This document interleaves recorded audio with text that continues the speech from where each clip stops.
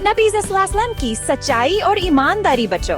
आज मैं आपको हमारे प्यारे नबी हजरत मोहम्मद सल्लल्लाहु अलैहि वसल्लम की सच्चाई और ईमानदारी के बारे में एक बहुत ही खूबसूरत वाकया सुनाती हूँ। ये वाकया नबी सल्लल्लाहु अलैहि वसल्लम की जवानी का है, जब आप अभी नबुव्वत पर फाइज नहीं हुए थे, लेकिन मक्का के लोग आपकी ईमानदारी और अच्छे अखलाक की वजह से आपको अस-सादिक और अल-अमीन, अमानतदार के लक़ब से याद करते थे।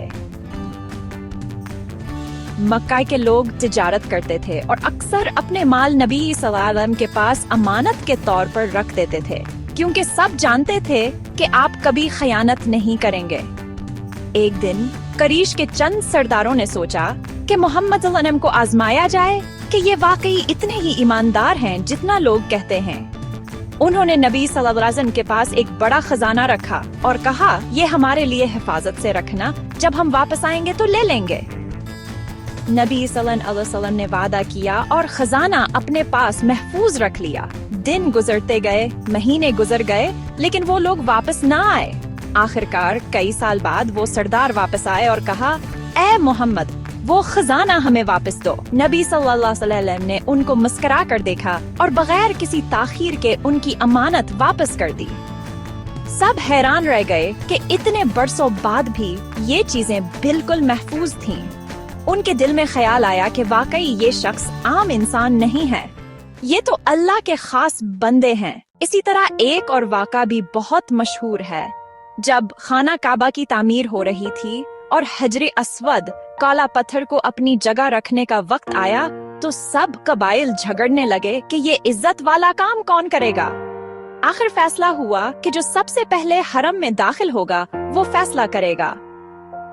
इत्तेफाक से सबसे पहले नबी सल्लल्लाहु अलैहि वसल्लम अंदर आए। सब खुश हो गए और बोले, ये तो मोहम्मदुल अमीन हैं, ये जो फैसला करेंगे हम सब मानेंगे। आप सल्लल्लाहु अलैहि वसल्लम ने बड़ी हुकमत से मसला हल किया। आपने एक कपड़ा बिछाया और हजरे अस्वद इस पर रखा। फिर हर कबीले के सरदार ने कपड़े का एक कोना पकड़ लिया और सब मिलकर इसे उठाकर दीवार तक ले गए। आखिर में नबी सल्लल्लाहु अलैहि वसल्लम ने अपने हाथों से पत्थर को इसकी जगह नस्ब कर दिया। यूं सब कबाइल खुश हो गए और बड़ा झगड़ा खत्म हो गया। बच्चों, इस वाक़ा से हमें ये सबक मिलता है कि हमेशा सच बोलना चाहिए, वादा पूरा करना चाहिए और किसी की अमानत में खयानत नहीं करनी चाहिए। इसी वजह से नबी सल्लल्लाहु अलैहि वसल्लम को अल्लाह ने सबसे ऊंचा मकाम अता फरमाया और आपको रहमत लिल आलमीन बनाकर भेजा। सबक: ईमानदारी, सच्चाई और वादा पूरा करने से अल्लाह खुश होता है और लोग भी मोहब्बत करने लगते हैं।